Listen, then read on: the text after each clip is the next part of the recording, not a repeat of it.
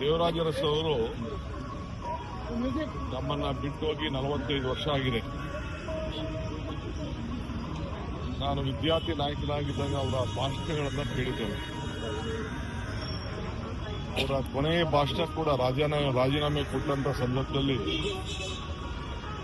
ಸುಭಾಷ್ ನಗರದ ಮೈದಾನದಲ್ಲಿ ಅವ್ರು ಮಾಡಿದಂಥ ಭಾಷಣ ಇನ್ನು ನಮಗೆ ಕಿವಿಗೆ ಇಂಪಾಗಿ ಉಳಿದಿದೆ. ಯಾವ ಭಾವನೆ ಇತ್ತು, ರಾಜಕಾರಣ, ಅಧಿಕಾರ ಯಾವ ರೀತಿ ಇರ್ತದೆ ಅಂತ ಅನೇಕ ವಿಚಾರಗಳನ್ನು ಅವರು ಅವತ್ತು ಮಾತಾಡಿದ್ರು.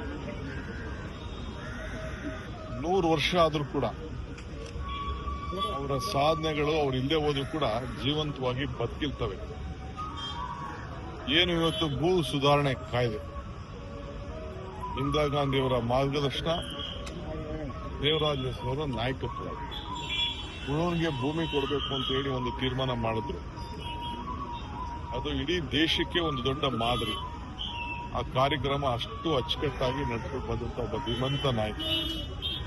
ಅರಸು ಕುಟುಂಬಕ್ಕೆ ಸೇರಿದ್ರು ಕೂಡ ಎಲ್ಲ ಜನಾಂಗವನ್ನ ಬೆಳೆಸಿ ಹಿಂದುಳಿದ ವರ್ಗದ ನಾಯಕರುಗಳ ಒಂದು ವಿಶೇಷವಾದಂಥ ಕಾಳಜಿಯನ್ನು ಇಟ್ಟು ಅವರ ಬೆಳೆಸಬೇಕು, ರಾಜಕೀಯವಾಗಿ, ಆರ್ಥಿಕವಾಗಿ, ಶಿಕ್ಷಣವಾಗಿ ಬೆಳೆಸಬೇಕು ಅಂತ ಹೇಳಿ ಮಾಡುವಂಥ ಕಾರ್ಯಕ್ರಮವನ್ನು ಕೂಡ ನಾವ್ಯಾರು ಕೂಡ ಮರೀಲಿಕ್ಕೆ ಸಾಧ್ಯ ಆಗ್ತದೆ.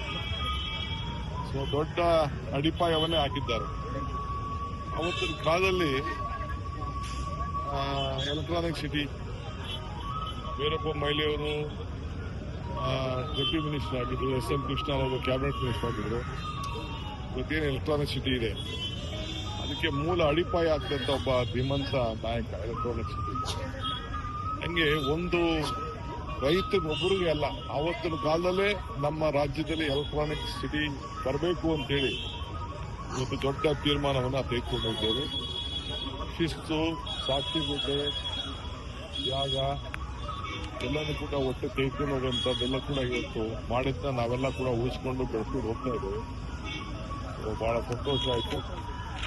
ನಾನು ಅಧಿಕಾರ ತೆಗೆದುಕೊಂಡಂತ 3ನೇ ದಿನದಲ್ಲಿ ನಾನೆಲ್ಲರಿಗೂ ಮೊನ್ನೆ ಕಟ್ಕೊಂಡು ಬಂದು ನಾನು ಅವರ ಭಾವಚಿ ಇದಕ್ಕೆ ಒಂದು ಪ್ರತಿಮೆಗೆ ಪುತ್ಥಳಿಗೆ ನಾನು ಗೌರವನ ಸಲ್ಲಿಸಿ ಹೋದೆ. ಇವತ್ತು ಬಂದಿದೆ ಅವ್ರನ್ನ ಸ್ಮರಿಸ್ಕೊಳ್ಳುವಂಥ ಕೆಲಸ ಇವತ್ತು ನಮಗೆಲ್ಲ ಅವಕಾಶ ಸಿಕ್ಕಿದೆ. ಎಲ್ಲ ಭಾಗಿಯಾದಂಥ ಎಲ್ಲ ನನ್ನ ಸಹೋದ್ಯೋಗಿಗಳಿಗೆ, ರಾಜ್ಯದ ಜನತೆಗೆ ಈ ಸಂದರ್ಭದಲ್ಲಿ ಅವರ ಪರವಾಗಿ ನಾನು ಈ ಸಂದರ್ಭದಲ್ಲಿ ಅವರ ಮಾರ್ಗದರ್ಶನದಲ್ಲಿ ನಾವೆಲ್ಲ ಹೆಜ್ಜೆ ಹಾಕೋಣ, ಇಷ್ಟು ಮಾತ್ರ ಹೇಳಲಿಕ್ಕೆ ಬಯಸ್ತೇನೆ. ಸರ್, ರಾಮಲಿಂಗ ರೆಡ್ಡಿ ಅವ್ರನ್ನ ನಿನ್ನೆ ನೈಟ್ ಭೇಟಿ ಮಾಡಿದ್ರಿ ಸರ್? ಅವ್ರು ನನ್ನ ಫ್ರೆಂಡು.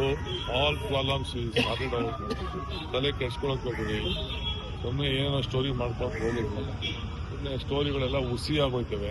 ಆಯ್ತು, ರಾಜೀನಾಮೆ ಕೊಟ್ಟೆ ಒಂದು ಕಳ್ಸ್ಕೊಟ್ಟಿದ್ದು, ನಾನು ವಾಟ್ಸಪ್ಪಲ್ಲಿ ಕಳ್ಸ್ಕೊಟ್ಟಿದ್ದು. Things have been settled. Narendra Modi ಅವರ